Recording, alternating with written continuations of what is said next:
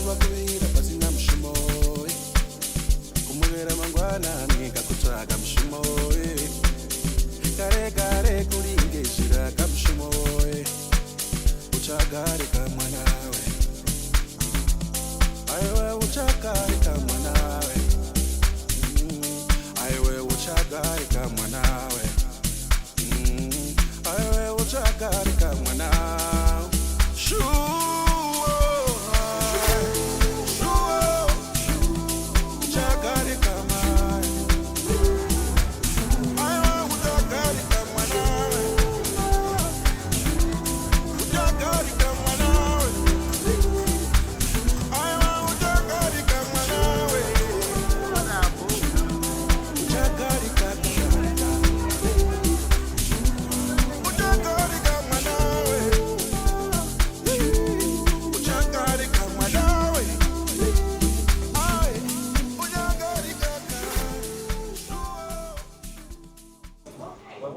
Okay, welcome to Cocktails and Conversations.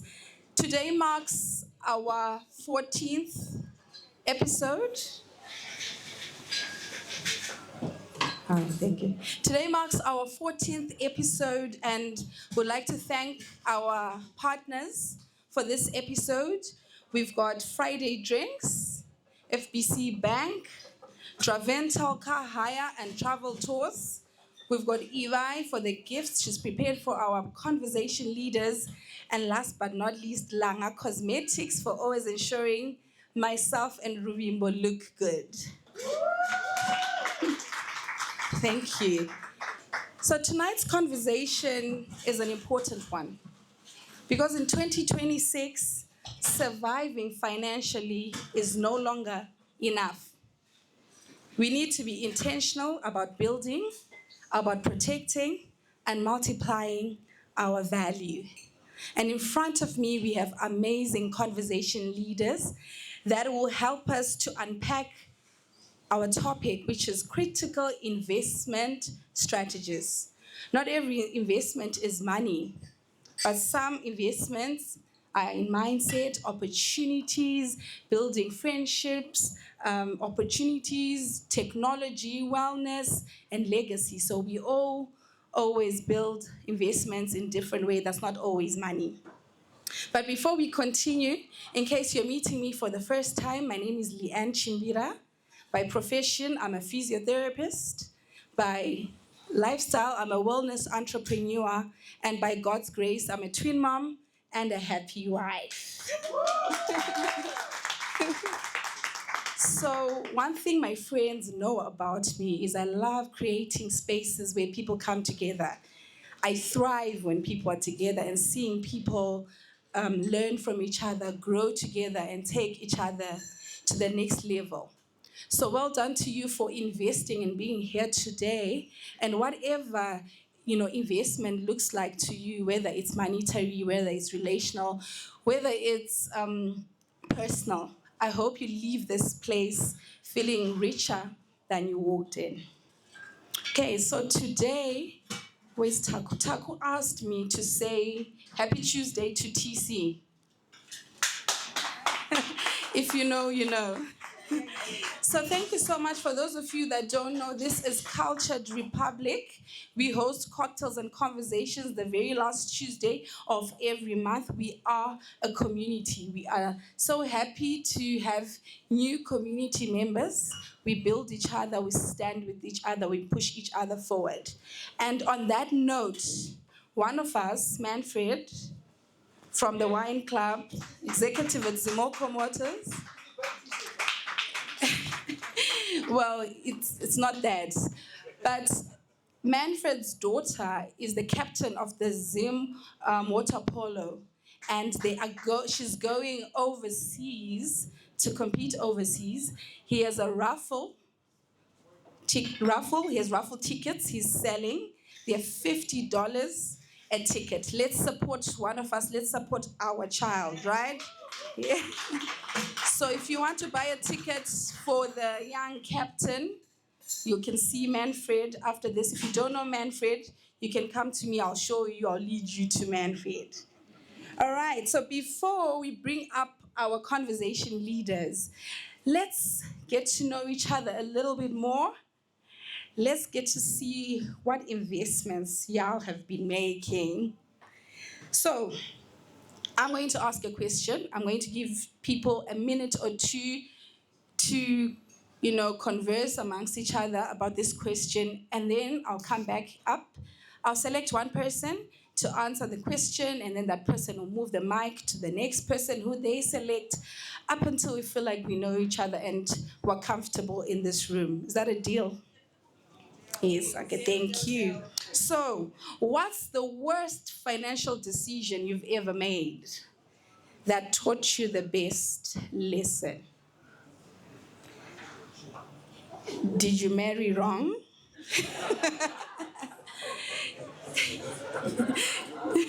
Did you waste your lobola or did you lobola yourself? I don't know what financial decisions y'all have been making, but in a minute or two, please find somebody you don't know if you can, or you only met today. Try to tell them what financial decision you made, what went wrong, and then in a few minutes we will. Right. So I will go first. Hello, I'm back.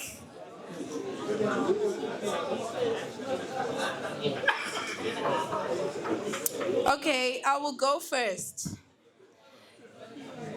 The worst financial decision I made was setting up a second business, thinking it would support my main business. And this second business was a car wash. And I don't know if anyone has ever run a car wash, you have to be there. They'll tell you, the employees will tell you they sold 3 cars, yet they sold 10 cars. I had no way of even quantifying my, washing liquid, it was bad. And yet, at first, I really needed to invest the machinery. I wanted to come out guns blazing, saying I'm competing against Total. So I needed the nice machines, the Hoovers. I got them all, and still, I made a loss out of that venture. So yeah, mine is not so fun. Okay. You can introduce yourself and then say what you did. All right. Thank you so much. The worst financial decision, not investment or decision? Investment. All right. Me and my friend, we ventured into a transport business a few months before COVID, and the whole value chain was based on transporting fresh fruits in Cape Town. Then COVID came, farms closed, ships stopped moving, and we were hiring equipment to assist us in that business. So at the end of the day, we were left with costs associated with running the business, which went far beyond what we were getting from the business at that time. And eventually, we had to sell it at a loss-making price, definitely, just to get a bit out of it to pay the employees, their salaries, and some of the obligations. But up to now, we're still fighting some of the issues in South African courts. Oh, wow. I'm cringing. Sorry, you are? You can introduce yourself. My name is Rangarirai, FBC Bank. FBC Bank, okay. Right. Thank you, Rangarirai. Who am I passing the microphone to? Which one? The one with the white blazer. This is Lana. Natalia. You didn't want to. I'm so afraid of that. Oh my gosh. Hello, everyone. Hello. My name is Natasha. You're probably going to laugh at this, but I think the worst financial decision I've ever made was having a wedding. Because you start with one budget, then at the end of the day, it multiplies by 4. Was I happy? Yes, but financially, yeah, it took a straw on me. You're passing the mic to me? You can pass the mic to... To who? To you. Hi, everyone. My name's Pamela. I am the tete of the MC, so I thought she was going to jump me. Anyway, the worst financial decision I ever made was to trust a niece of mine who came home and said, "Oh, Tete, I really want to become a baker." She couldn't cook, she couldn't do anything to save her life. But I thought, okay, maybe she's decided now this is her path in life. I paid for the lessons, paid for the equipment, paid for everything. I still am waiting for a cake. 10 years later. You can pass it on to the lovely lady in the skirt. All right, nice.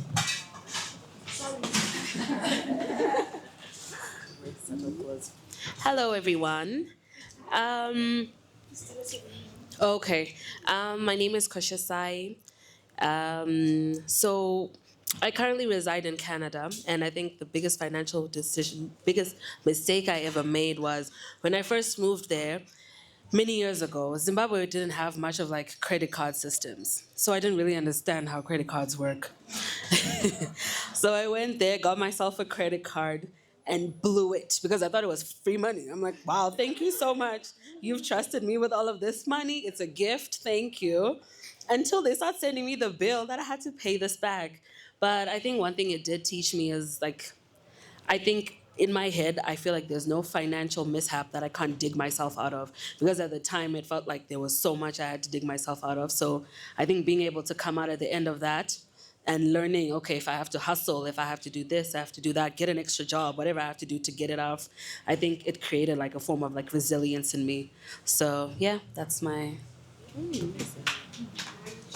Oh, who do I choose?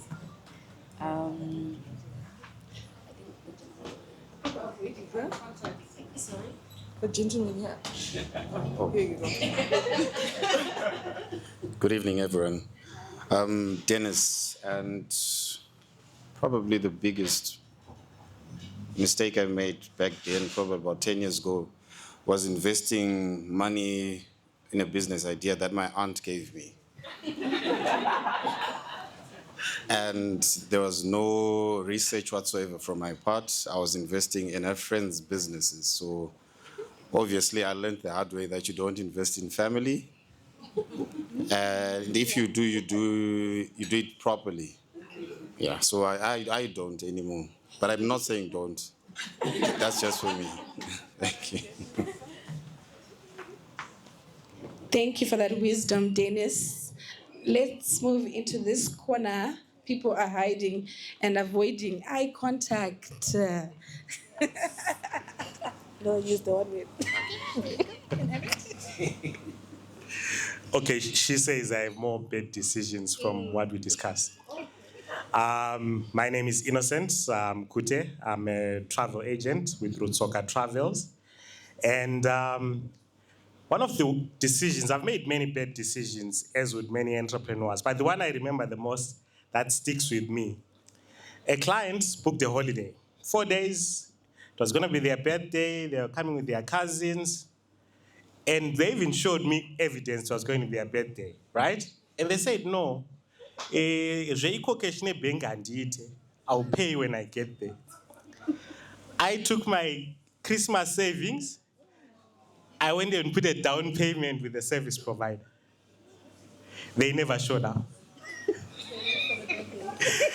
But look, 5 years on, we're still thriving and making better decisions and doing 7, 8 destinations across Africa. So yeah, we learn, we grow. Oh, lovely. So you are? You are?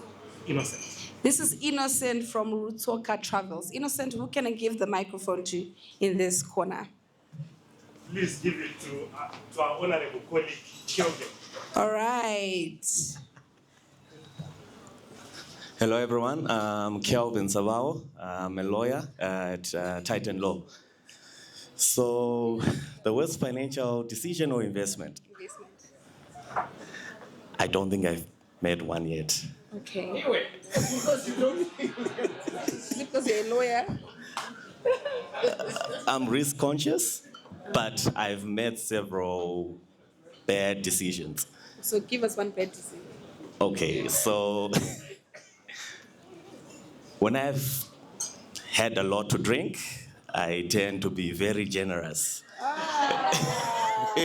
And this weekend, I ended up buying a bottle.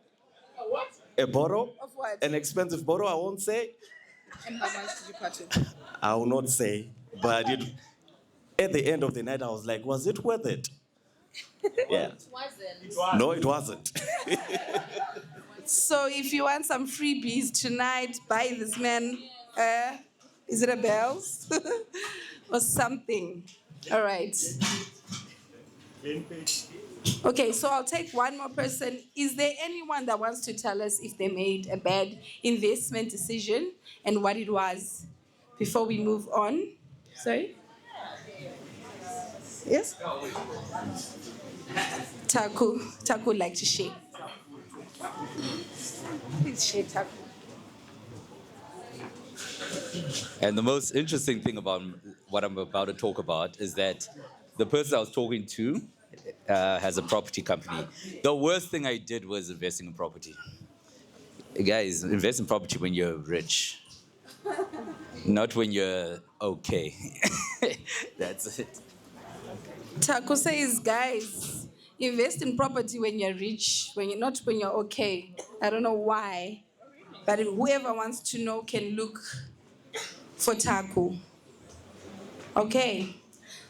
So, I have a gift here.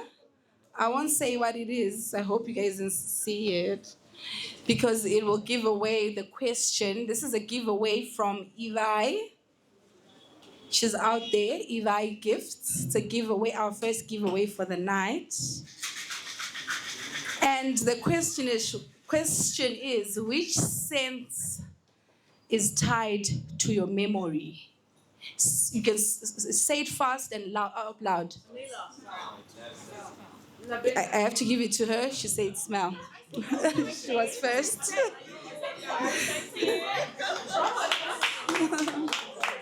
Now, which sense is connected to you?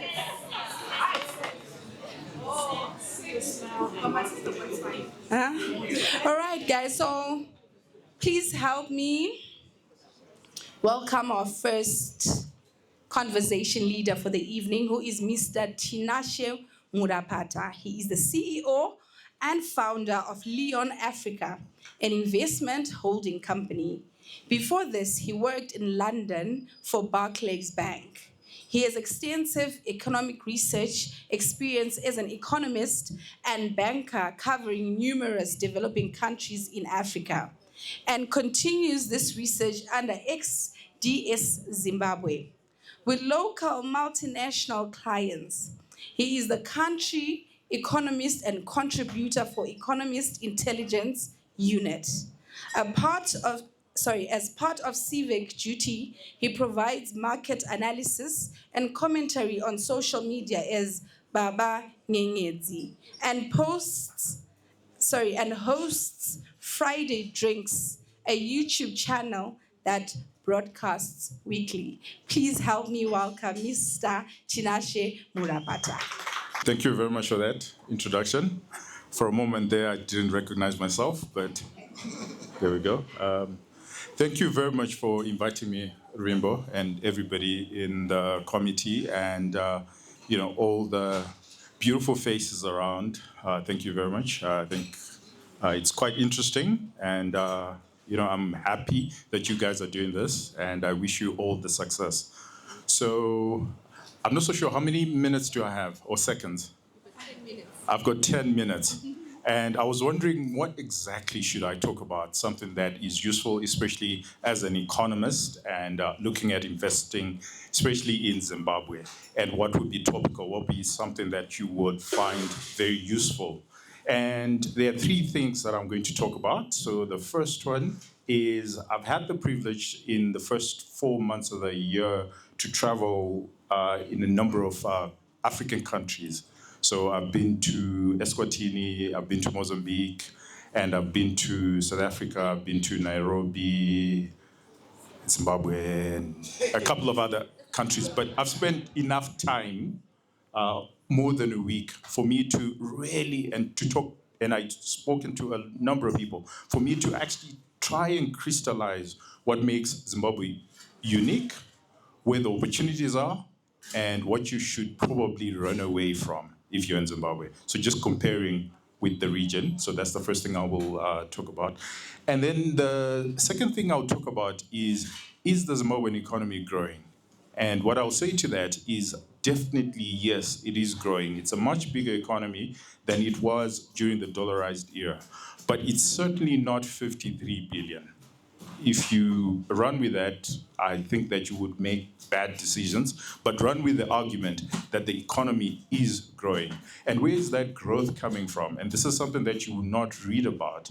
A lot of it is actually coming from diaspora remittances. So you see the consumption, but you don't see the manufacturing of the dollar. So if you look at agriculture, not so much. If you look at manufacturing, not so much. But when you look at consumption, so whether it's alcohol consumption, whether it's bars, I mean, the number of restaurants that you come across in Zimbabwe per capita compared to elsewhere in Africa, it's way more. And I think part of it is because per capita, everyone in Zimbabwe is getting some sort of income, supplementary income from abroad. And we always have a told story, and we know what to do at the end of the month to get that money coming in. And once we get that money coming in, we spend it. And where do we spend it? Chicken in.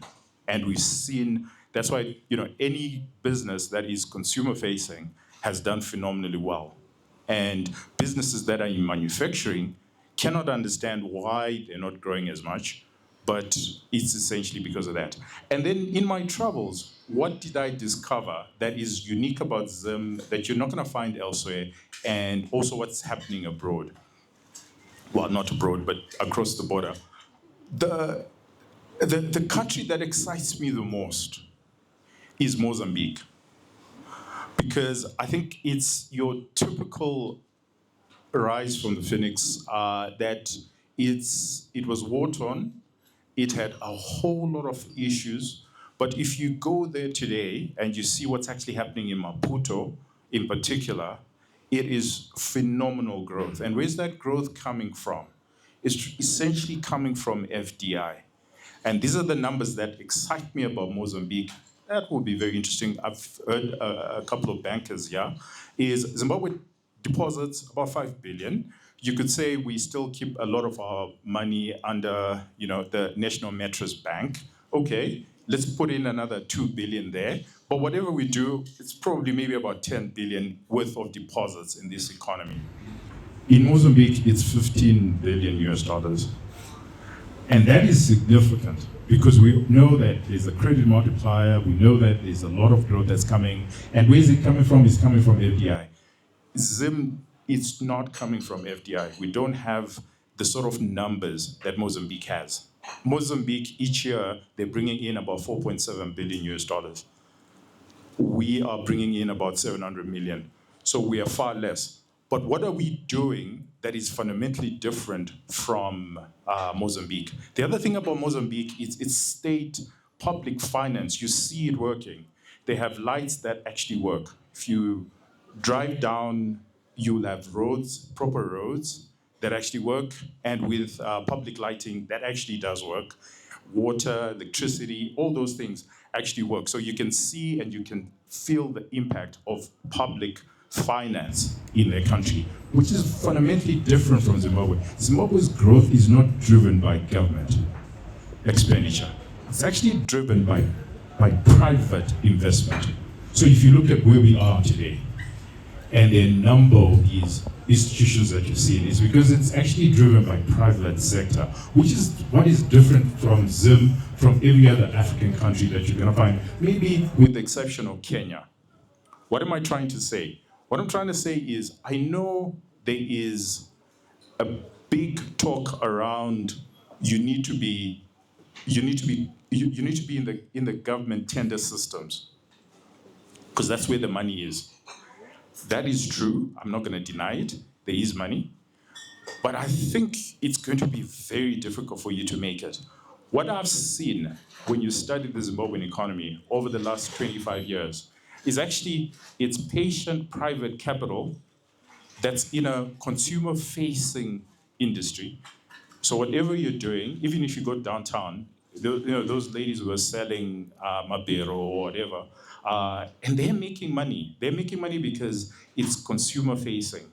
So anything that you do that is somewhat consumer-facing and it's private, patient capital, I think you will make it eventually. Yes, you can make it with government tenders, but I think that it's a little overcrowded, if you ask me. There's a number of things that you need to do to eventually get that tender. But yes, there is government-led funding, but I think that private sector and consumer-facing industries, you're going to be shocked. If you look at Econet numbers, Delta numbers, those are consumer-facing. And that's really what you need to be focusing on, and that's what you need to be thinking about, especially in Zimbabwe. Why? Because I actually think that the number of diasporians are going to increase in the next 10 years. We all know that people are leaving the country. And when they've left the country, guess what they will do? They'll start sending money back. So if you look at it, 10 years ago, diaspora was bringing in about maybe close to 800 million to $1 billion. It's now double that, like in 10 years. I believe in the next 10 years, it will double. So we look at Nairobi, Kenya, there's a lot of diasporians. And what probably we need to do, and I think this is a fantastic platform, is how do you harness diasporian funding into some sort of investment so that it moves away from consumption? The big problem with consumption is that money eventually ends up in South Africa because that's where we're importing a lot of our goods. So the idea is, what could you do to harness that capital that's out there into something that you can invest back home? What's the other thing that I've picked up is that Zimbabwe, we don't have that many people. And I'm going to encourage you to have as many babies as possible.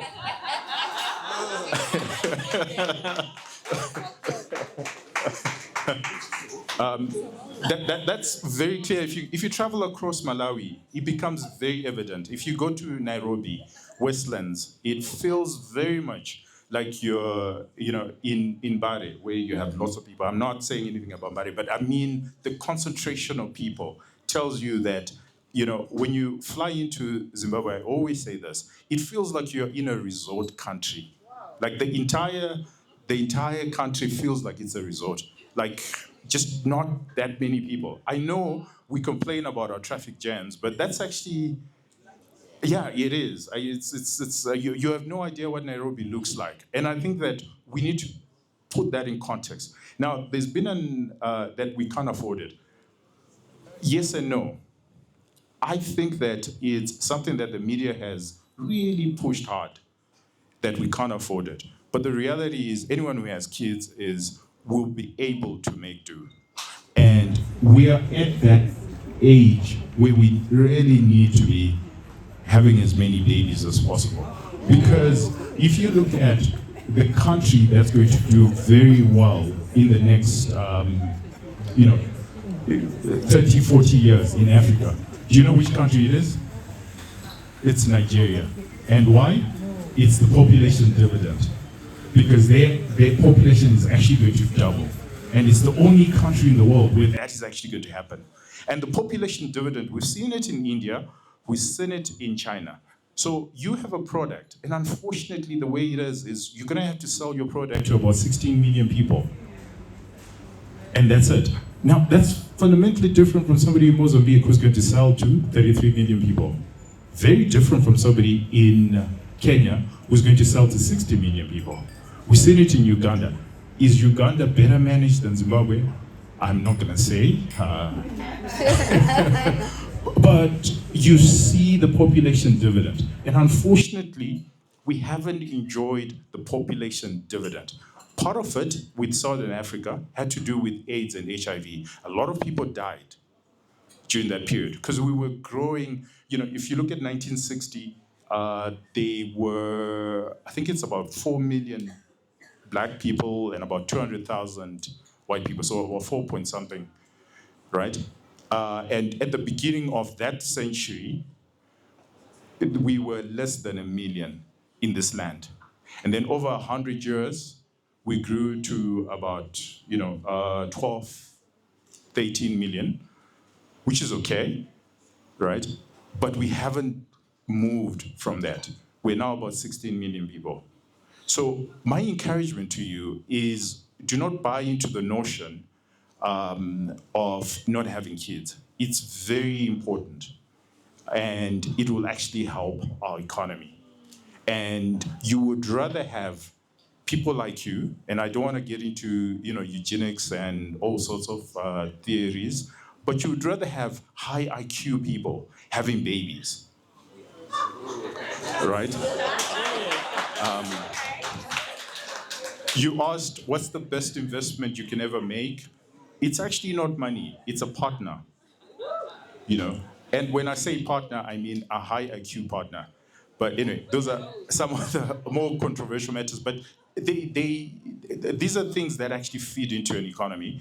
And why I'm saying so is because I've been given this platform, is let's propagate these ideas that we actually need population growth. We need it. We are not as many as we think, and a lot of us have left, and a lot more will leave, but we need to help. What's the final thing that I need to talk about when I look at the Zimbabwean landscape is that we need to realize that there are things that are extremely unique to us that are different, and we need to invest more in. What is that thing? The first thing is education. I think we take it for granted that we're able to, congregate, speak good English, and have a sense of thinking that is primarily driven from our educational policy.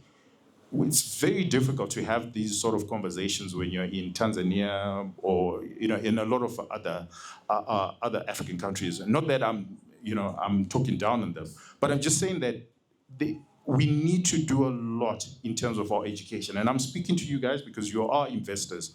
Is that not that I believe in social impact, but I think that you can make money in education because Zimbabweans actually like education. And I think that you can fight the rhetoric that's coming out that we should all write ZimSec. I think that that's retrogressive. What we need are as many curricular examinations as possible. And I kid you not, we need to invest more in education. We're seeing this sprouting of schools, private schools in homes. That's not right. I think that we actually need to engage ourselves in our formal schools or wherever. Let's increase the number of intake. Let's ensure that our education is strong because that will put us in very good stead in the next 10, 20 years. It's something that you can make money off, but also it's relevant to our economic development. So I think that around about my good sense of 10 minutes is around about up.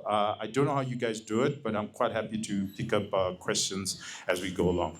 Thank you very much. Stay with me.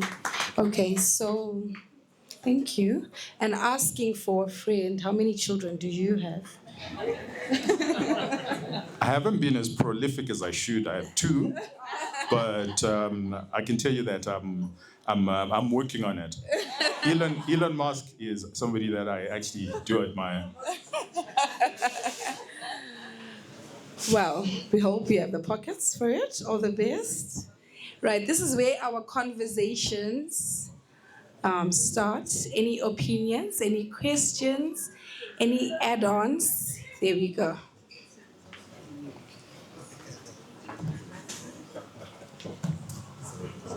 Baba Nyenyedzi, how are you? First question is coming from me. So one of the things I wanted to find, you talked about the multiplier effect in the economy. Is it ideal that we are running a dollar economy versus having our own currency as a base currency? As you see, if you look at the countries that have actually grown out there. They've actually got their own currency and are working with their own currency. What's your opinion on that particular side of the situation?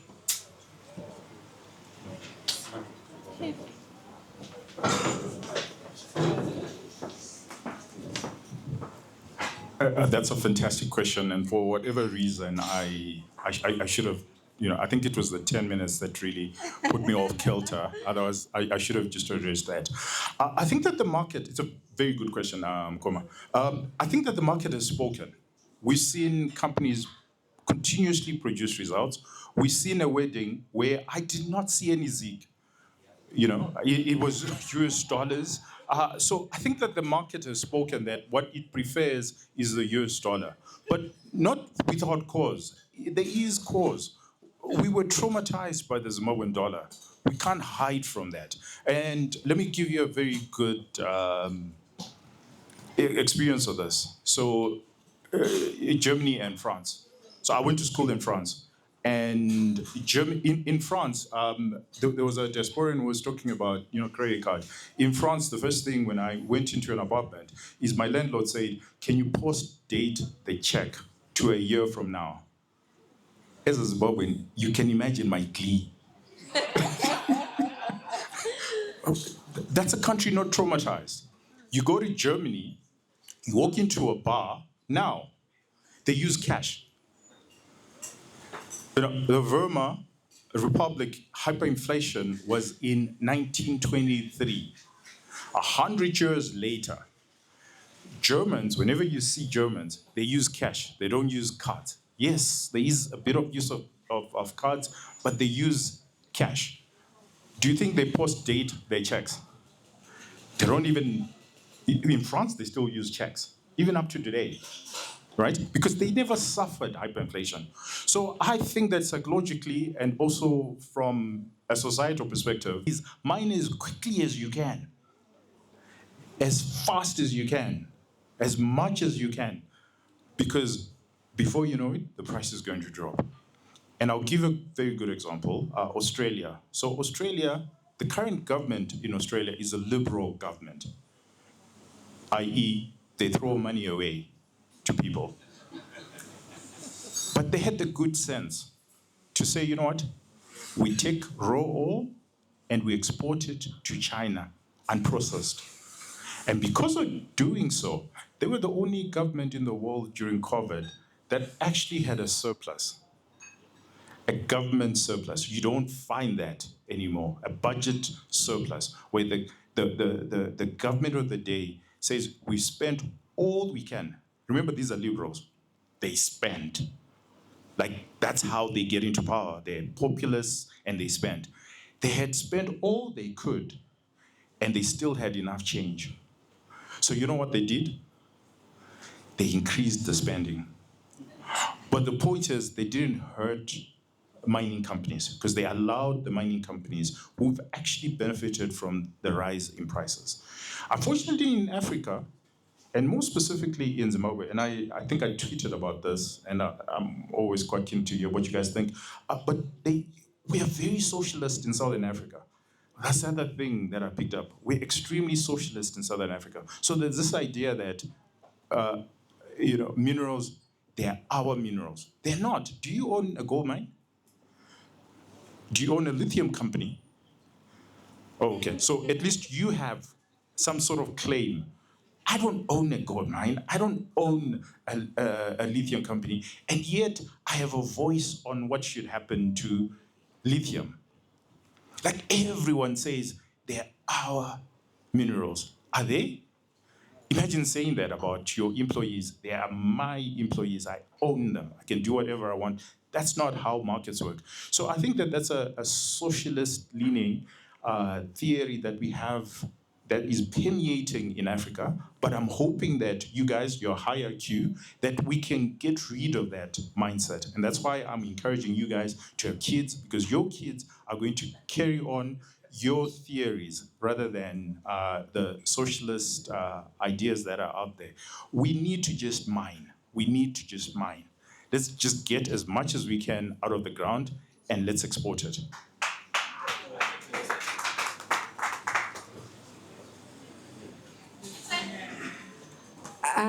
Wow. Hey, I can only take one more. Please forgive me. I will go there, but one more question. Please make it worth it. Okay. I was going to come and hit you with the microphone. Hi. What do you mean by patient private capital? And you mentioned that our growth is largely going to be driven by entrepreneurship. And so can you expand on patient private capital as a driver of entrepreneurship? Okay, thank you.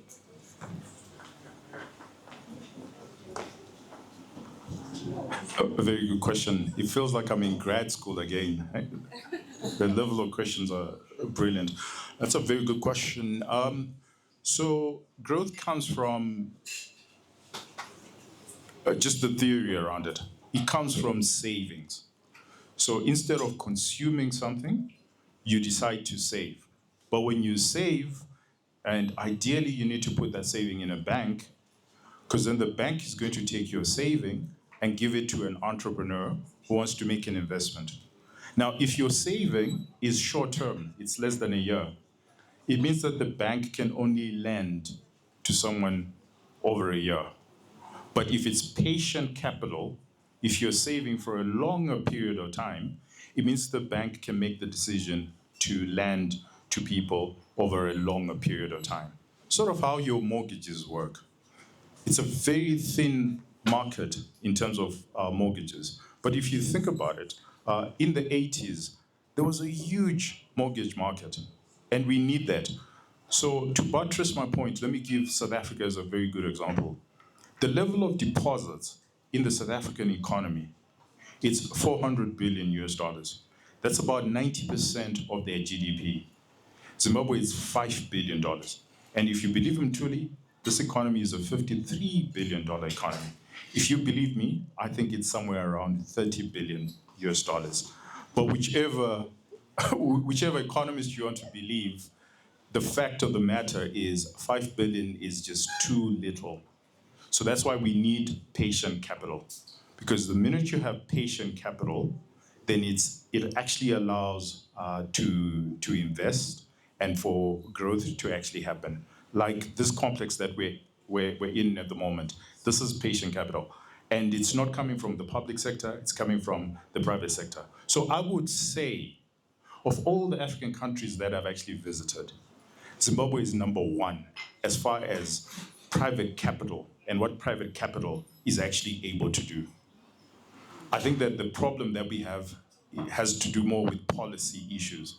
That's why we don't invest as much as we probably could. Okay, so Cultured.Republik has allowed us to take one more question from this. Huh? No more? Or was it answered? Okay. Okay, so I'll take it down this side.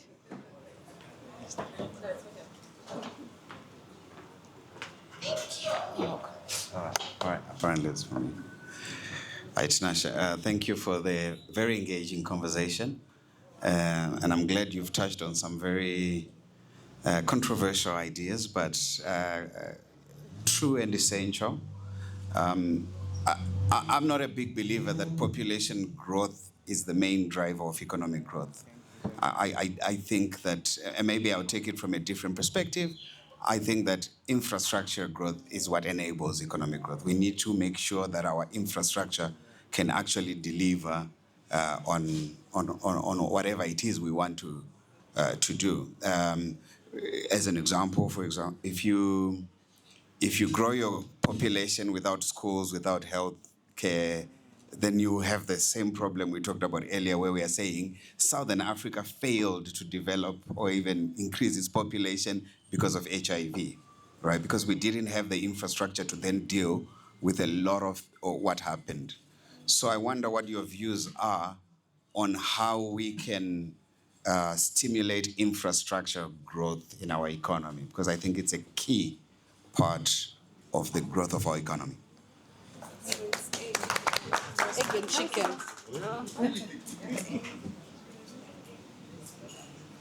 Egg and chicken. I think the egg and chicken has been sold. A very good question, Simba. A very, very, very, very, very good question. Again, I will revert to, this is a high IQ group, so you will understand this. This is the difference between demand economics and supply-led economics. So clearly you can tell I'm more supply-led economics and, sorry? Yeah, and demand-led infrastructure, they love infrastructure. Build the bridge and the cars will come, right? Build the road and the cars will come. And have more kids and the demand will come, right? So that's like, obviously I have some, creative license here, but I've reduced the debate to essentially that. And the difference is, how do you fund it?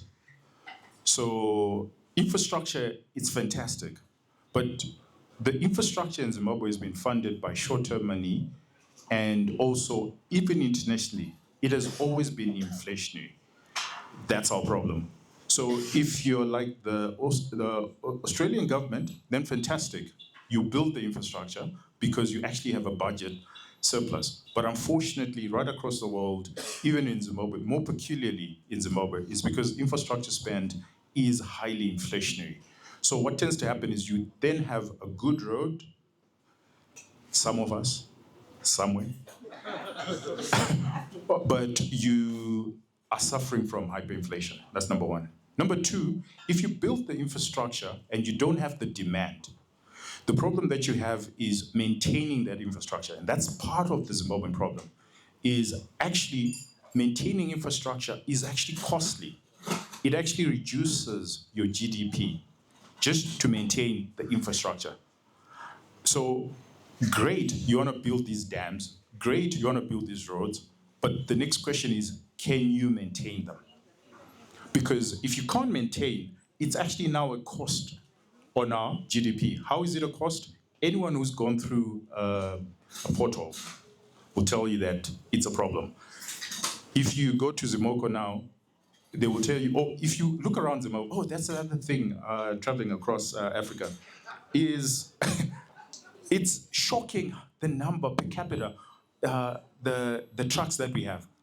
I personally think that trucks are ugly, but exactly, it's not meant to be nice.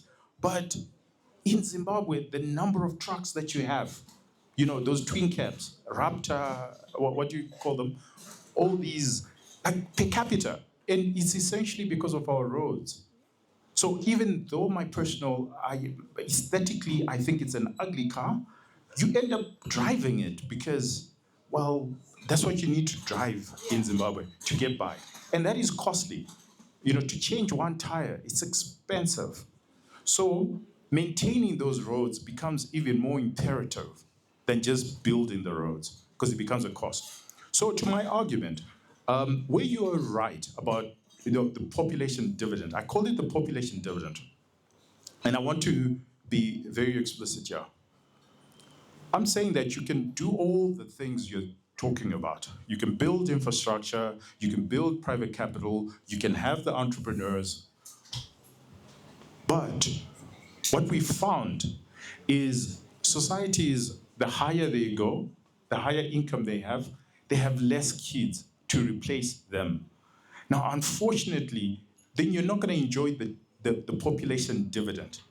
Remember, Nigeria is purely enjoying a population dividend. China is purely enjoying a population dividend. India is purely enjoying a population dividend. It doesn't mean that they're not doing all the other good things. They are. But unfortunately, if you don't have, and especially in a very nationalistic world, geopolitical world that's going out there, it's going to be very difficult to sell your products to Mozambique. Never mind, everyone telling you that we're going to have a free trade. It's going to be very difficult for movement of people across borders. That's my reality. And being pragmatic, I'm just saying if we just grow the number of people, we will benefit. But look, the housing benefit, the residential rise in property prices in Zimbabwe is purely driven by a population dividend. There's only one Mount Pleasant. Yeah? And everyone wants to live in Mount Pleasant. So what do people in Mount Pleasant eventually do? They subdivide. But where is that demand coming from? Not necessarily from the economy. It's just that there are more people who are CEOs, right? And that's the population dividend. So I'm not saying that government policy or economic policy should solely be on the population. No, I'm just saying that make the right policies, but especially you guys, believe you me, and I can say this, I hope there's no one here from Bari. I was never going to stand in front of people in Bari and say, have more kids.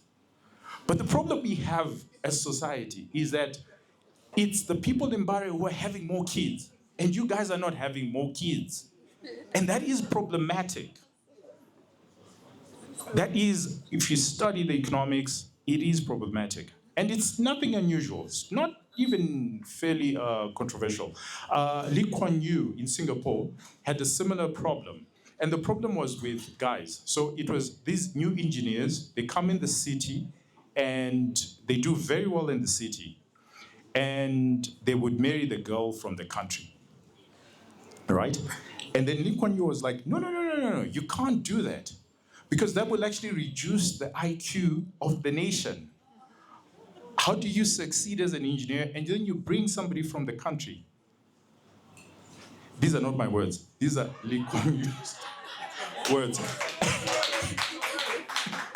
And he literally encouraged men to marry women who were educated, because that actually helps society in the economy. So this is just the nuances, very controversial, some may say, but yeah, I had to say something controversial.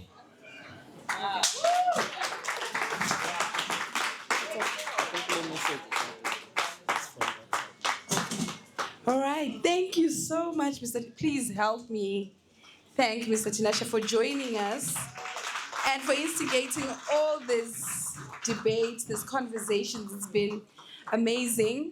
He is still here with us, so when we take our networking breaks, please make use of him.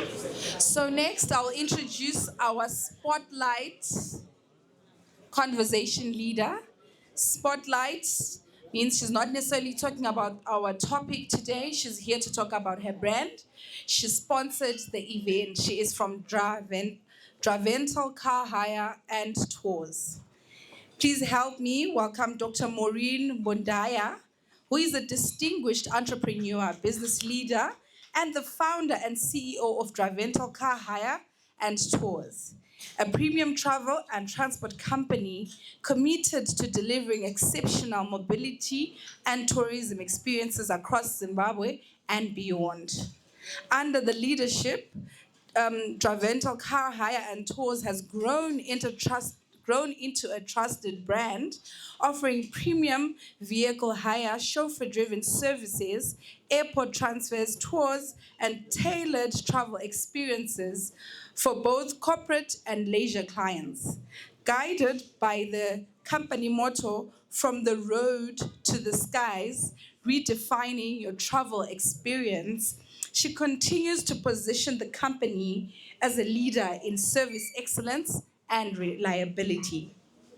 Throughout her career, Dr. Maureen has received numerous accolades and recognitions for her contribution to business and community development. Her achievements include recognition among influential business leaders and entrepreneurs in Africa and the diaspora, reflecting her commitment to empowerment, leadership, and transformational growth. Please help me welcome to the stage Dr. Maureen Mbondiah. Thank you. Thank you so much for that beautiful introduction of Dr. Maureen Mbondiah. Who is that woman, I wonder? I just want to take this time to just really thank, okay, I'm being asked to reposition. I just want to take this time to really thank Cultured.Republik for the opportunity to come in and speak about Draventals car hire and tours. I'm not here to be a conversation leader, but I just want to take time to thank the previous speaker who spoke before me and really urged us to look at considering having more babies for economic growth and for us as Zimbabweans. You know, it's a call to action for me. For the younger generation, of course. So I'm really thankful to stand before giants in the industry. I can see that there are speakers who are speaking with me today, Mr. Nkala, and of course the previous speaker. I just want to really appreciate you. Draventals car hire, I've been asked to be very specific to Draventals car hire. So I have 5 minutes, just over 5 minutes to speak. Okay, so who are we? Who is Draventals car hire? We are a female-led travel partner, I like to call us. We're a car hire company strategically positioned at the RGM Robert Mugabe Airport. So we are strategically positioned. And I want to take time to really ask everyone in this room, do we have business leaders in the room? Entrepreneurs? Just show by the lifting of your hands. Okay, so we have business corporates, people in the corporates, corporate spaces, yes, okay. Family, people with families, children, yeah? Okay, lovely. Because the reason I am asking you this question is because I know that in here, what I'm looking to achieve today is to be able to walk away with a connection, because that is the most important thing about networking. So if you're a family and you're traveling to South Africa, who is your trusted travel partner? Let me just ask a question. Who do you use? Do you book yourself or do you look for a travel agent? You book yourself? And how do you get to the airport? You ask a sister? And if you're like me and you're that sister, you might be stuck in a meeting somewhere, and I don't have the capacity to take my sister and her family to the airport at 5 o'clock in the morning. So this is where someone or a company like Draventals car hire comes in place, because we are really about giving you a seamless experience and of course keeping relations with your families. So we are here to provide you with airport transfers. So if there's anyone out here going out of the country, we want to hear from you, because we provide you chauffeur services. We provide your airport transfers. And what about those ones that are coming in from the diaspora? Don't we just love our families when they come in from the diaspora and then they want to use your latest Prado or the latest L300? And guess what? When they hit those potholes, guess what happens? Your car is going to need that service. And for those that drive the high-end cars, you look like you drive a high-end car. Can you tell me what that would mean for you if your brother from the diaspora used your vehicle? I would not allow him. I wouldn't allow him. You wouldn't allow him. Okay. So because what we've realized as Draventals car hire is that, you know, this damages relationships, because your brother has come all the way from the UK, America, and then they use your car. And the car, when they leave, is in dire straits. You know, the car, when they leave, is in a situation where you're just thinking, why did I even give them this vehicle? So, you know, this is where we come in again. We're here to then provide you with self-drives. So we're able to provide those vehicles for your families when they're coming in from abroad. And so this is who we are. And one of the things that I really wanted to come here to speak to you about, we're looking for corporate partners. So if you're in the corporate space, those that are in the corporate space, executives, if you're looking to have vehicles for your staff members, this is what Dravental can do for you. So we have from EV cars to economically, good cars, and also even, your executive vehicles for your corporate executives. So we're looking to partner with you if you are that person who's a decision maker within the corporate space and you're looking for vehicles for your staff members. So I would also be really wanting to share that we've also become an official partner with Star FM.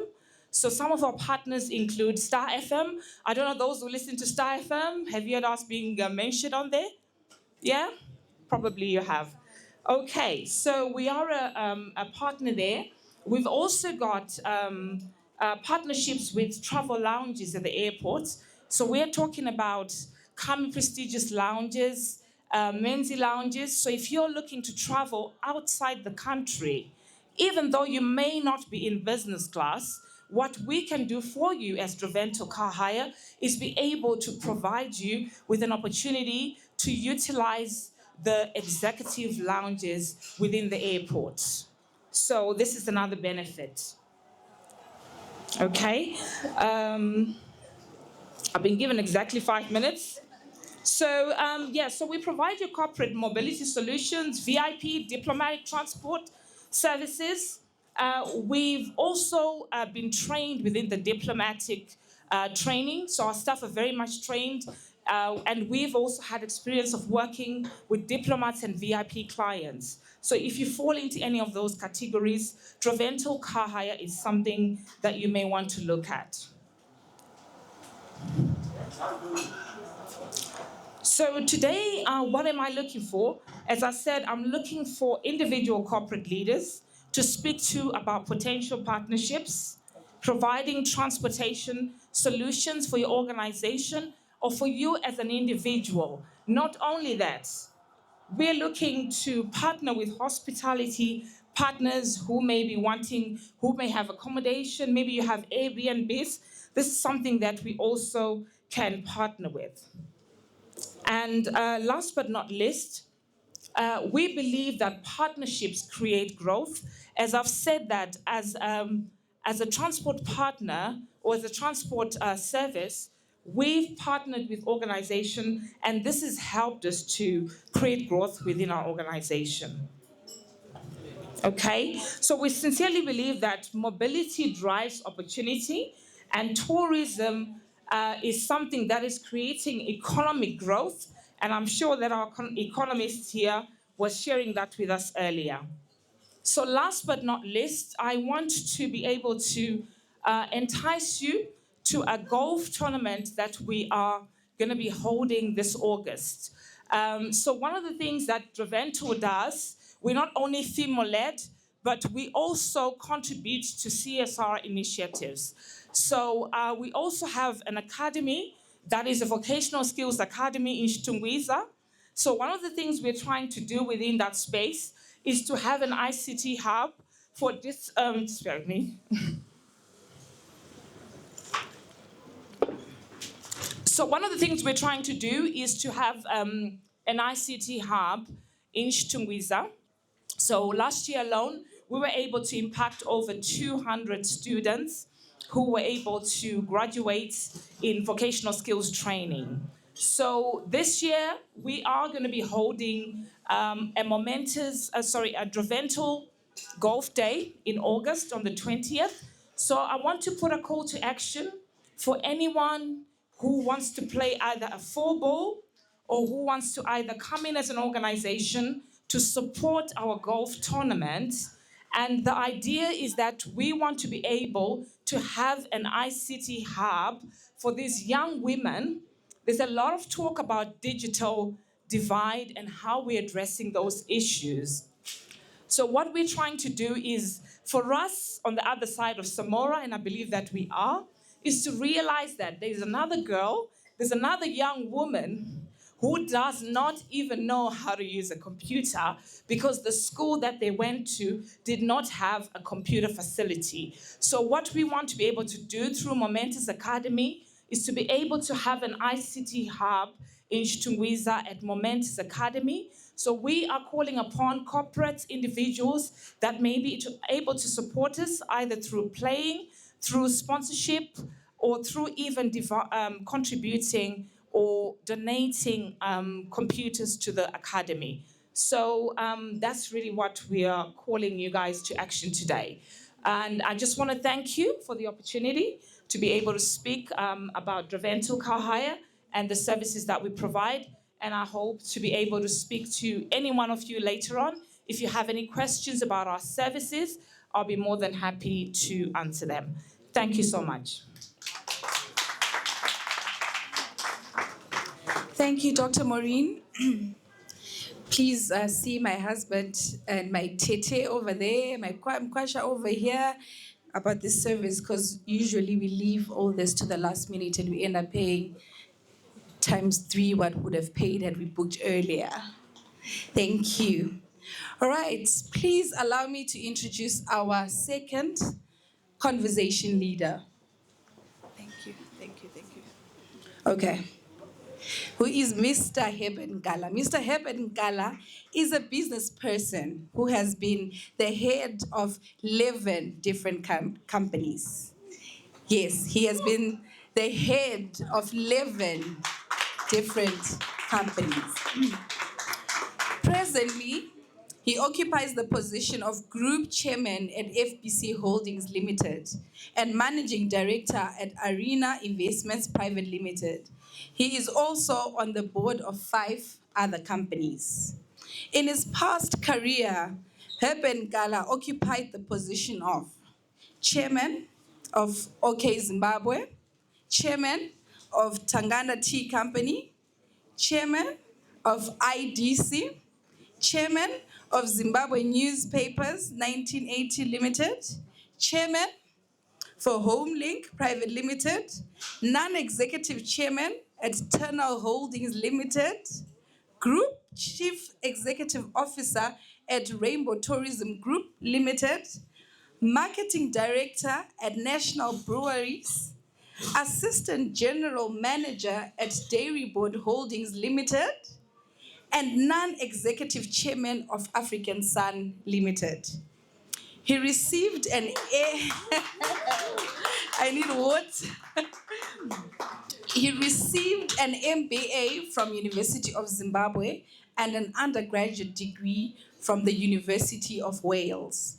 He is a philanthropist, as he is a trustee in a scholarship trust and also orphanages. His philanthropic journey began when he was just 17 years old, when the Gyros Giri roof blew off. This is his favorite story. Herbert and his friends decided to walk from Kwekwe to Harare to raise money for that roof, which was $600, and ended up raising $960. He joined the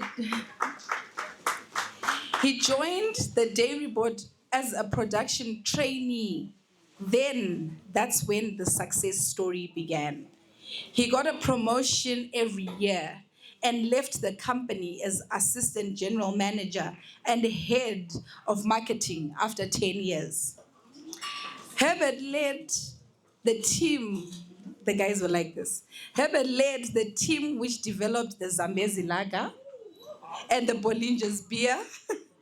And he was the first CEO for the RTG group.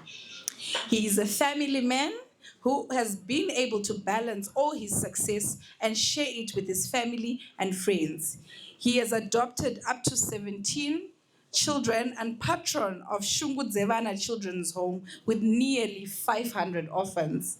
Ladies and gentlemen, please help me welcome Mr. Herbert Nkala.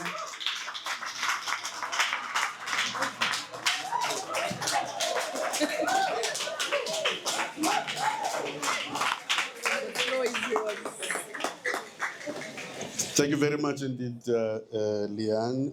On that note, can I sit down? Thank you very much, MC, Leanne, and organizers, Rovimbo, Brian, and Tendai Chiso, and Tendai, happy birthday. Where's Tendai? Oh, he's outside. Anyway, it is Tendai's birthday today. Let me acknowledge my fellow speaker, Tinashe Murapata, and Tendai, by the way, Tinashe, I do watch your program, Friday Drinks, and I particularly enjoyed the last one, I think, with Guamatanga, and he brought in my favorite wine, Mielas Rubicon, which I hope you brought today. Let me acknowledge my colleagues from FBC. That corner there, these are my colleagues, and it's great to be in front of so many young people who are hungry for knowledge. I'm very pleased to see that all of you could easily be somewhere else having fun with friends, but you chose to be here to look for knowledge. The future is in good hands. My approach to the presentation is going to be quite different from the brief that I was given. When I was invited to give a speech by Leanne on investment, I went to what I consider one of the top investment analysts in this country and strategist at FBC. His name is Napoleon Kokera, and he wrote me an extremely detailed paper on investments. I've spent a lot of time on it. I've discussed it with friends, and guess what? I will not read even a single line from it. This, Elian, this we will give you a soft copy at the end of the presentation, and if you can circulate to everybody. So, that's it about this brilliant paper here from FBC. So what am I going to do for the remainder of the 10 minutes that have been given is that I'll ask that any investment questions you might have, ask Tinashe. If anything I say is different from what Tinashe is saying, please believe Tinashe. He is younger, he's more current, and of course I've got my 10 colleagues sitting in the corner there. They'll be more than happy to discuss investments with you. But what I want to do with you right now, that at my age, I want you to be playing golf 4 times a week like I do. Is that as young people, I'm going to give you a few nuggets on mentorship. I'll talk to you as a mentor, and I'll talk to you about rounding each and every one of you as Ubuntu, as us, not just as entrepreneurs, but as complete fathers, mothers, and leaders of tomorrow. So let me start. I've got a few minutes. Fasten your seatbelts. This is going to be pretty short and dirty. I am currently reading biographies of about 10 richest people in the world. They believe in 2 things. They have a common thread amongst all the 10 of them, is that, number 1, the future can be better than the present. They believe in that. Number 2, that you and I have everything it takes to make it so, to make it better. I'm currently reading a biography of Elon Musk. Elon Musk's a boy from Pretoria. He is, his net worth, according to Forbes, is 800 billion from Tesla, SpaceX, and AI. He has an IPO coming of SpaceX, and it is believed that he will generate, his company, through the stock market, will generate $1 quadrillion, I can't even say it, quadrillion dollars, and make him a trillionaire. Now, a quadrillion, it means that every Zimbabwean can receive $1 billion and there will be change. Every American can receive $2.5 million and there will be change. This is the richest that this money is going to come from. Elon Musk from Pretoria is richer than the GP of South Africa, Nigeria, Egypt combined. There is a point that I'm trying to get to, but let me just mention a few more of these rich people. Larry Page, 300 billion from Google, Sergey Brin from Google, Jeff Bezos, Amazon, Mark Zuckerberg, Meta, etc., etc. You know, and they are particularly interested in number 8 in the world. His name is Jensen Huang. Jensen Huang is the CEO and founder of NVIDIA. NVIDIA is in semiconductors. It has a value, listen to this, the value of NVIDIA is $5.6 trillion. Remember that the GDP for the whole of Africa, all African countries combined, is 3.6. So NVIDIA, one company, has got a GDP that is almost twice that of Africa. Why am I saying this? All these top 10 people are from tech. They're all from tech. Don't worry about Warren Buffett and people that we used to grow up admiring. Now, the top 10 people who own $2.6 trillion and nearly twice nearly the same as the GDP of Africa are from tech. Now, what is painful about this is that this is where the money is right now. The money is in tech. Where does this tech come from? I talked about Jensen Huang of NVIDIA, who is in semiconductors. What is it that makes a semiconductor? You know, Brian, who is in mining, was telling me, it's tantalite, it's copper, it's aluminum, it's gold, it's tungsten, it's cobalt. All of it comes from here. These are raw materials that are down the road here. You will find all these, but there is not a single company in this country or any individual that is taking these minerals that are going to America to create trillions for the Americans. No one is investing in that to create semiconductors here. It's not. It can be done through partnerships. You ask Tinashe to team up with some Chinese. This is an American company in NVIDIA, but Chinese, Taiwanese, etc., etc. So this is a point that I want to leave with you as young entrepreneur facing the future, is that we cannot continue to work for them. We cannot continue to go and dig gold and they add value outside and we get a tiny little fraction of what is worth. Is that the future is looking at the value addition and is looking at tech. So the richest man in Zimbabwe, do you know who he is? The richest man in Zimbabwe now? Strive Masiwa. Strive Masiwa, a boy who grew up just down the road. His net worth is $2.2 billion. I was listening to him at Davos in February, and Strive said, I'm the richest man in Zimbabwe. In 10 years' time, I will not be. The richest man coming out of Zimbabwe is probably a young guy who's studying STEM right now and who's sitting under a tree somewhere who will come up with an innovative idea of how to exploit the tech revolution, AI. So the future rich guy is probably in this room somewhere. Put your hand if you think it's you. Everybody should put their hands up. Why not? Yeah. Rwanda has started.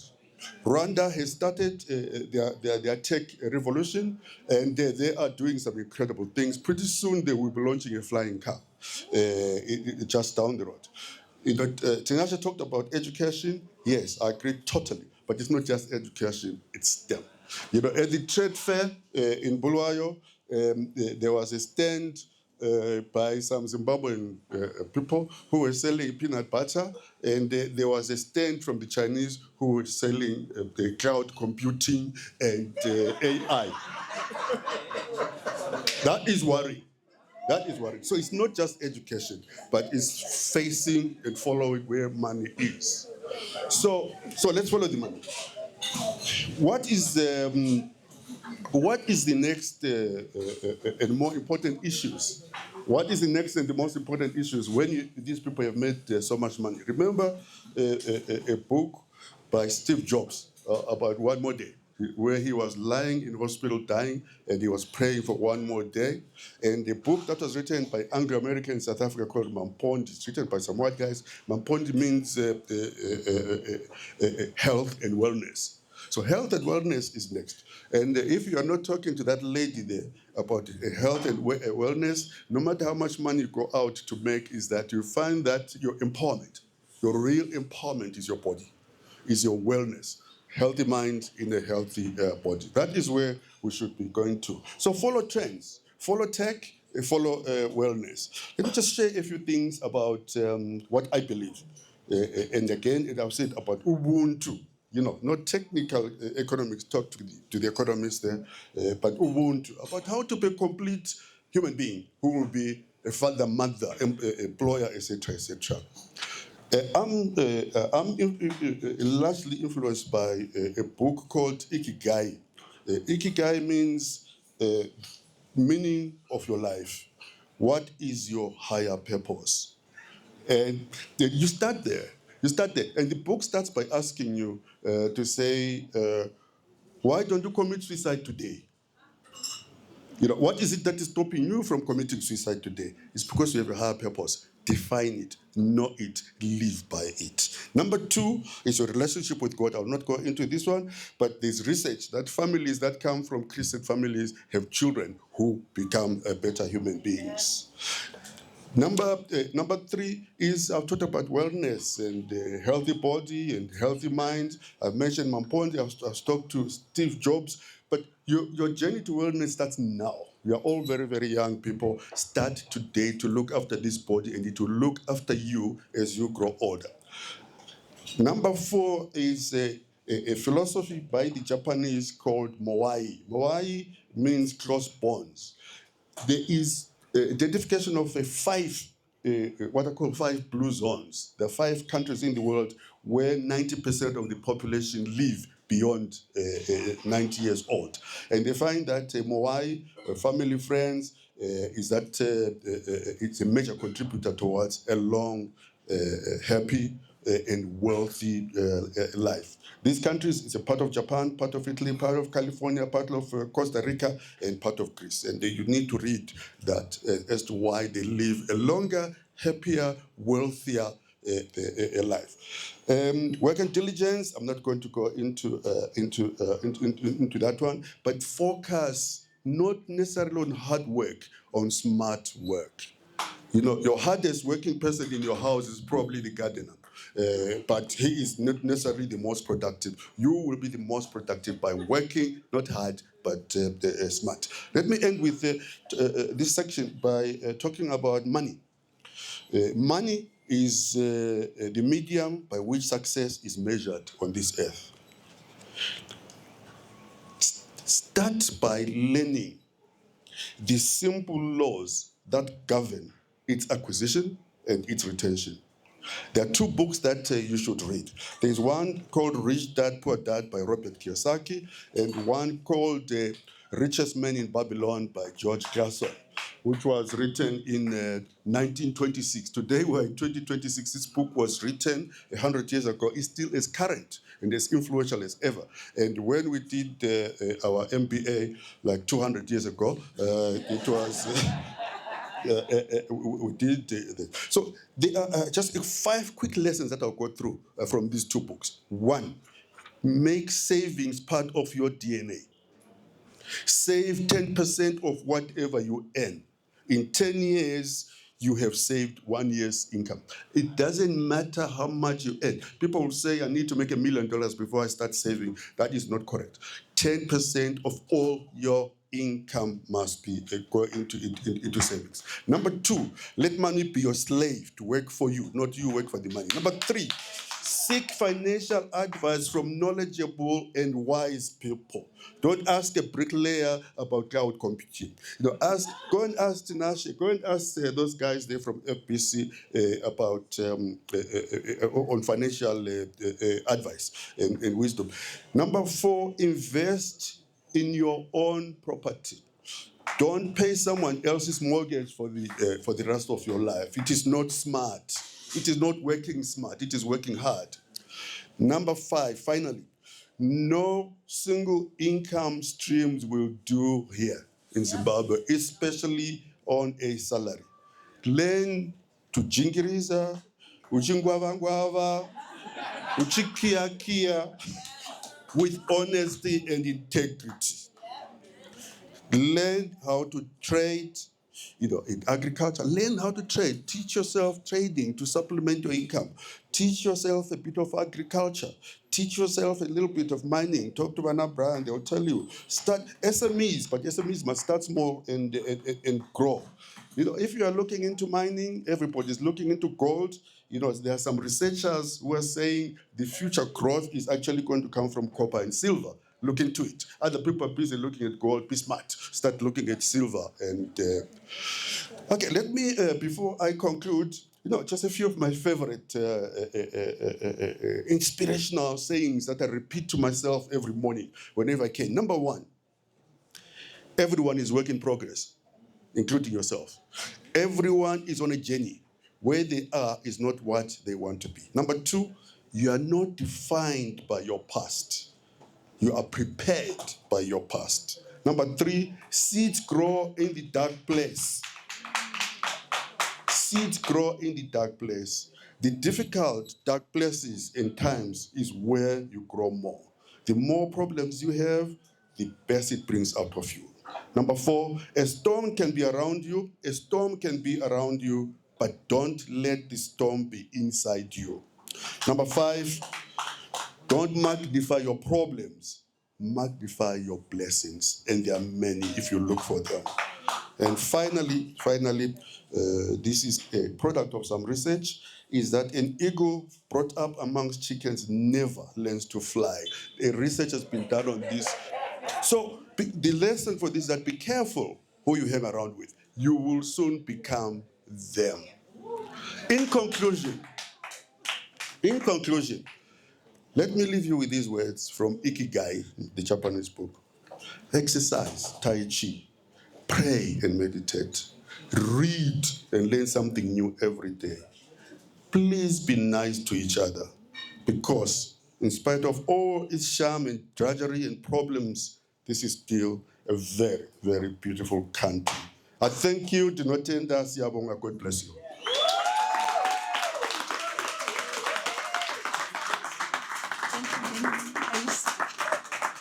Are you sure you don't want to take questions? No, I'll take questions. Thank you so much, Mr. Nkala. I will learn not to magnify my problems. I'm good at that. So, anything to ask Mr. Nkala to? Oh, look at that. People are even standing up. Okay. Yeah. I just thought it was just thank you. Thank you so much for the informative talk. I think what I'm going to ask is slightly controversial. I think personally, this is my own personal opinion. Maybe some people will agree with me and some won't. But I would like to believe that certain people in your generation tend to sugarcoat your road to success. You make it seem as if it was just a smooth ride. You don't tell us exactly what it is that you went through. You don't just wake up and you become the chairman for Tanganda. You don't just wake up and you're chairman of OK Zimbabwe. You'll have met someone. You've got a contact. You've got a friend. It's not an easy road, and I think people tend to sugarcoat that to make your story more palatable. Yeah. You're laughing. And I think you're doing us, as the younger generation, a big injustice by not telling us your true story, by not telling us exactly what you went through. I can personally, 2001, I convinced my parents to buy me shares in OK Zimbabwe. All right? Maybe that was my worst financial decision at the age of 16. But when we ask people what really happened with OK Zimbabwe, you're here, you're talking to us, you sound like a very visionary person. You're forward thinking, you're talking about AI. You spent 7 years at OK. Clearly, one would assume that you saw the rot or the demise of this institution because of just the way you're talking and conversing to us now. So I think what I'm trying to say is I think when you're telling your story, I'm not saying you, but I'm just talking generally. I think people need to be more honest and tell us exactly what it is. I've got my own business which I'm trying to run, and it's not an easy walk, you know. You're going to do some things that you're not proud of, but to achieve a certain goal. And I think when people tell their stories, they leave out the little bit of dirt, but that little bit of dirt is that nugget that will help the future. Thank you.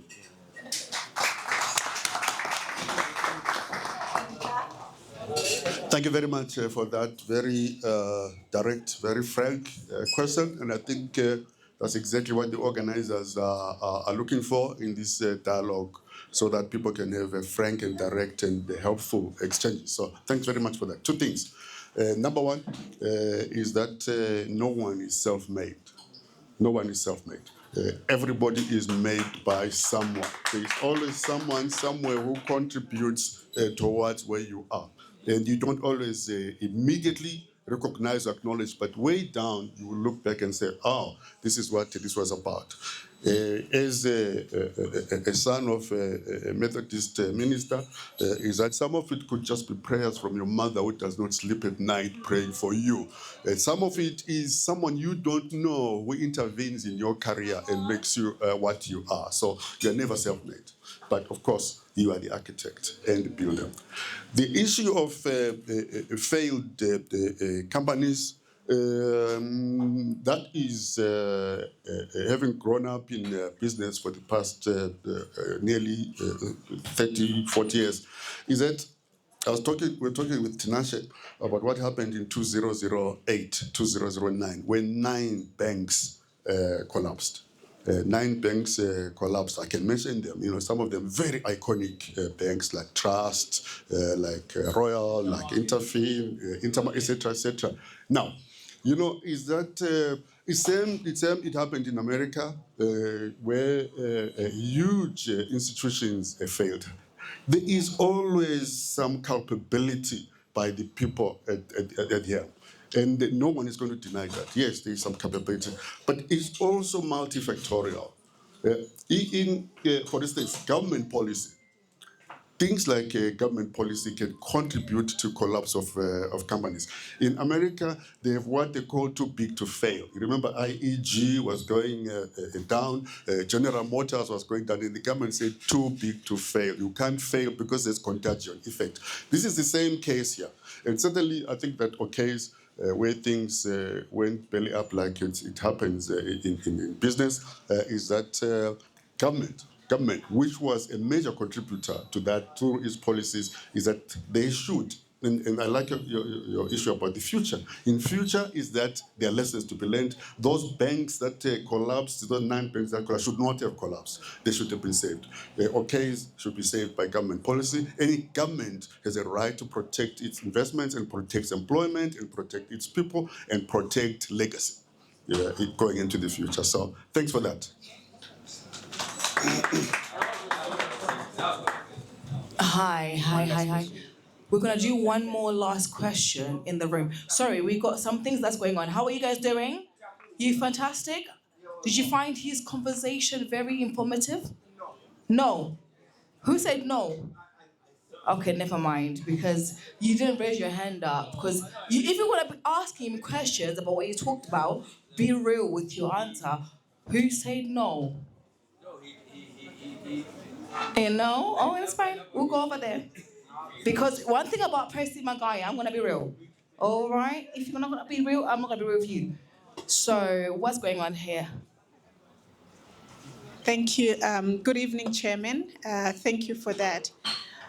So Tinashe spoke about patient capital. So I just want to find out what are the steps or measures that you're implementing within the FBC space to make that available, because you did mention that growth is easier or inevitable when there's patient capital. So is there anything that is happening at FBC that we should know about towards the patient capital? Thank you so much for that question. Sorry, did you understand the question? Yeah, fantastic.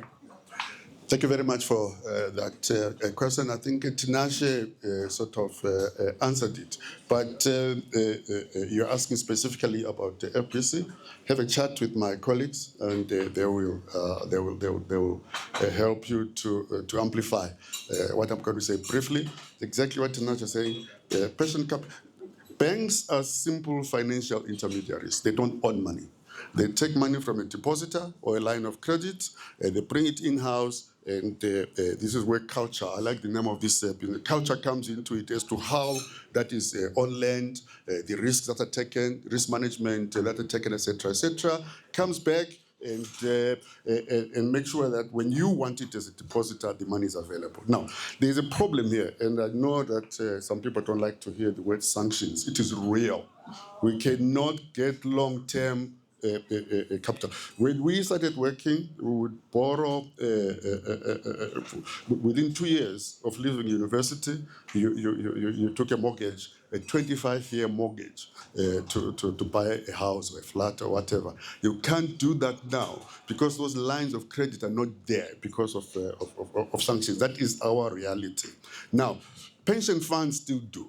The pension funds, I think if you go to pension funds, they think long term, and you may want to talk to them. Our interest rates are very high because of country risk premium. We used to use LIBOR, we don't use LIBOR anymore, but when LIBOR was 1 or 2%, there was a country risk of 9%, we're all lending at 12%. So there are all sorts of systemic structural problems within our economy which mitigate against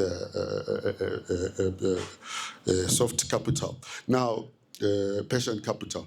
Now, the problem is if you are building, Simba talked about infrastructure. If you are doing infrastructure, is always going to be long term. And if you are private sector developing in infrastructure, it is long term, whether it's a house, road, bridge, etc., etc. You can't borrow 5-year money to build a factory, to build a house, to build a hotel. So there are some political issues that still need to be resolved here. But we must, this is not Japan, this is not Germany, we must be successful here and now. Amazing. One more time for him. I'm going to pass for the mic, but thank you so much, guys. You've been amazing, honestly. Thank you so much for your informative questions. Please take over. Thank you, Percy. All right. You know what? Is there a question? Oh, no, you. So Mr. Nkala is still here with us. Our time is shaking. So we've got 5 giveaways. And I'll ask Ruvimbo to join me as we give away. We have 5 giveaways for Dravental car rentals. Thank you so much, Dravental and team. The first 2 go to Kelvin Sabao and Sheba Simba for using our link. We have a link, guys, to do your RSVP for your tickets. Please use the link. Please use the link. So the first 2 gifts go to people that use the link, who are Kelvin Sabao, you can come up, and Sheba Simba. All right. And Dr. Maureen or anyone from your team can come and assist us give away these gifts. You know what they say, you can pitch beyond 30 seconds. I don't know if you want to pitch anything. You don't look like someone wants to pitch something. But if you do, in under 30 seconds, you can say who you are and what you do. Okay. Good evening, ladies and gentlemen. My name is Kelvin Sabao. I'm a lawyer at Titan Law. What I do, I specialize in property. So if you are planning to purchase property or selling, I'm the guy to talk to. I can help you with due diligence. If you have any property-related disputes, I can also handle that. I can also do the process of validating title deeds, so you can talk to me.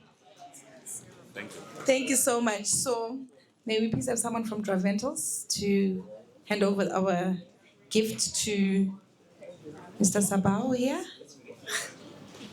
Okay, thank you. You are taking home an umbrella to your wife. Thank you. Yes, we always take these gifts, when you bring them home. Thank you so much. And Kel and Sheba, that's you. All right. Under 30 seconds. Hi guys. So my name is actually Sheba, like the Queen of Sheba. I came to pay a visit. I'm just joking. But I am in public relations and communications. I recently started a digital platform where you can find these kind of events, business events where you can come and collaborate with Cultured.Republik, as well as if you want to advertise your business, tell your story about your business, how your business came about into the industry. We are the platform to advertise it on or showcase your brand story because people are looking for inspirational stories and looking for people to aspire from. So thank you so much. Thank you. And there is a gift for you from Draventals, car rental and tours. Beautiful gifts. Wow, you're ready for the winter.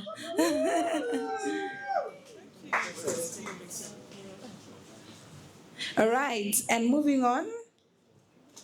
The first people to arrive today, Vusi and Evidence, can come and get your gifts for arriving early.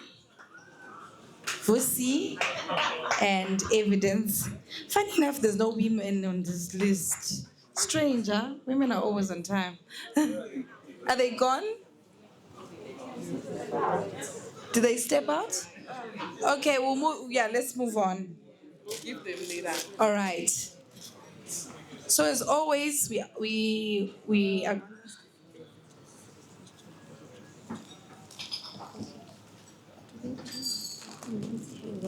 Okay, if anyone can please tell me, you can just scream this out. The first one to scream it out gets the gift. Who is the CEO and founder of Draventals Car Rental?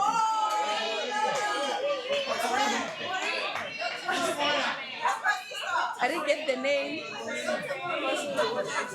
Yes. Dr. Maureen who? Dr. Maureen who?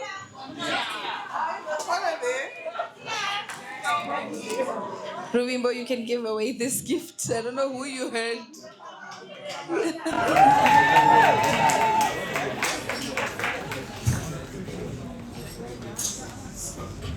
Okay, under 30 seconds. Good evening, good people. My name is Notando. I'm in clearing and a freight forwarding business. So for all of you that wants help with clearing, maybe you have imported something from China, UK, and everywhere, just get in touch with me. I'll be sitting there ready to assist you and answer all your questions on what products need permits, and everything. I'll be there to assist. Thank you. Thank you, Notando, and congratulations. For the next part, I'll ask our speakers, our conversation leaders to join me, Tinashe and Mr. Nkala, to give away the next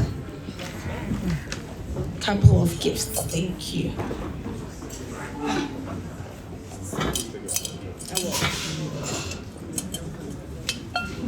So as always, when you're walking in, we ask you to drop your business cards here. Those that got business cards, sure they mean business. So we will ask you to pick one.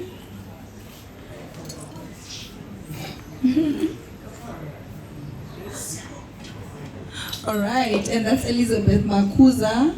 She's the Sales and Marketing Administrator at Leangate. She here? Yes, she's here. Very good. So you get a bottle of wine courtesy of Inga by Upstate.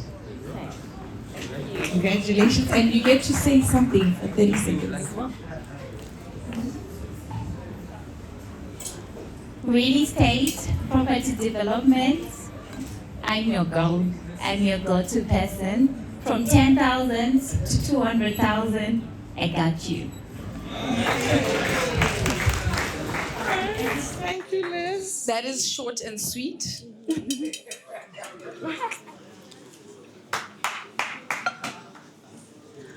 All right, next we've got, this is like every time it's happening. Huh? Aiwa. Anyway, Edric Gonzongere, roadside winner. One for the wine club. Wine for the wine club. There's something. Is this something else? The last one? Our conversation. Okay. Oh, from your side. Oh, right. Indian. Okay. Okay. Give the wine. Well, Okay. We are not. Thank you. You want to? sorry? Yeah. It's luck. All right. So while we have our conversation leaders here with us, firstly, we want to thank you as the Cultured Republic community for always partnering with us. So firstly, want to thank Handmade Gifts. Handmade Gifts, they made these beautiful gifts here for our conversation leaders. And we want to say thank you to our conversation leaders for blessing us so with your time today. There you go. So we have gifts from Handmade Gifts. And Ivai, see the lady outside with the diffusers? She's right there. Thank you, Ivai, for partnering with us in presenting gifts to our conversation leaders. Last but not least, we'd like to call upon Dr. Maureen to also get her gift as a conversation leader today. Whew.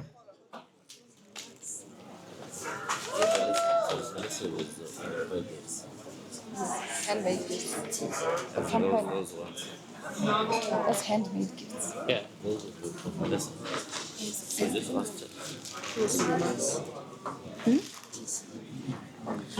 All right. Thank you so much, everyone, for always making this a vibe. And before we end, we'd like to call upon our founder, the founder of our community, the founder of Cultured.Republik, TC Tendai Chisho. It's also his birthday, and it's his birthday. Okay, ladies and gentlemen, thank you very much. Thank you very much. Simmer down, simmer down. As we always do at the end of every cocktails and conversations, we just want to have a brief rundown of what we have actually experienced. I'll try to be brief because we want to get into networking and get to know each other better and build some new acquaintances. So, Mr. Murapata, if you guys remember, one of the things he spoke about is what in Zimbabwe should we put our focus in? And he highlighted Zimbabwe's growth is primarily driven in the private sector. Let's look at the consumer-facing market. So that's something you need to think about. Is the economy growing? Get to know which parts of Zimbabwe are growing and focus on that. Then he also highlighted Zimbabwe needs more people. He said we need to make more babies. He said, you guys in this room, please make more babies. If you guys know how babies are made, I will not speak more about that. But please make more babies. You high IQ people in this room. Thank you very much. The third point he focused is focus on education. Look into how you can find a space where you can invest in education-based movements.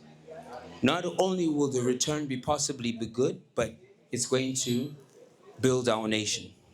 Thank you very much. Tinashe, Mr. Murapata, thank you very much for coming. We really, really appreciated all your wise words. Mr. Nkala, there was so much to unpack, and I will just try to go through a few of the things that I noted down that are very noteworthy.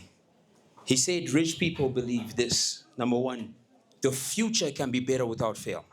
No matter where you are and who you are and what you are currently dealing with, your future can be better.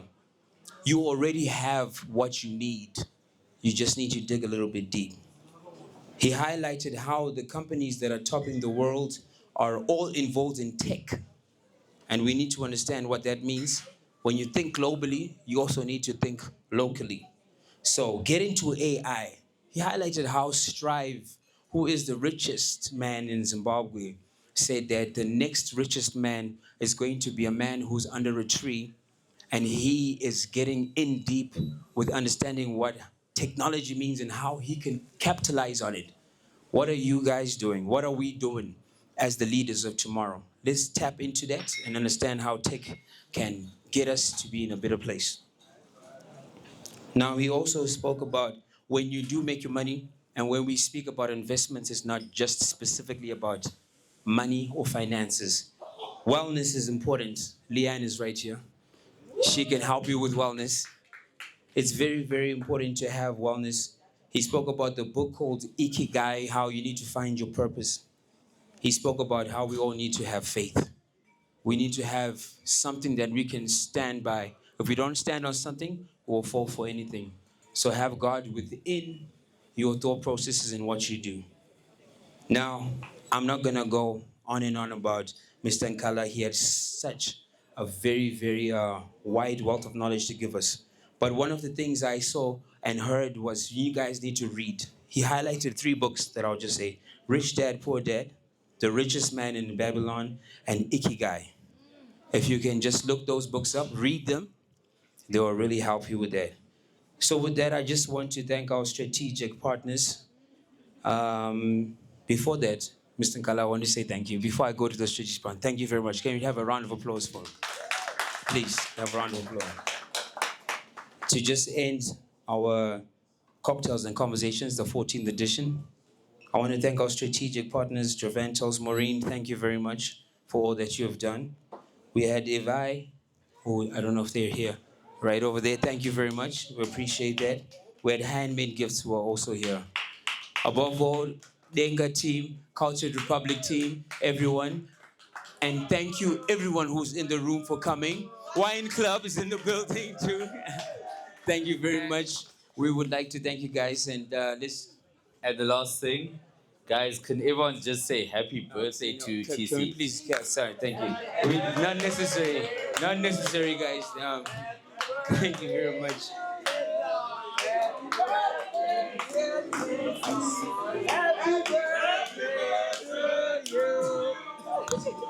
Thank you very much, guys. Please enjoy the rest of your night. Cocktails are there. There's food to be had. And yes, we'll see you next month, last Tuesday of every month. Thank you. DJ. Music.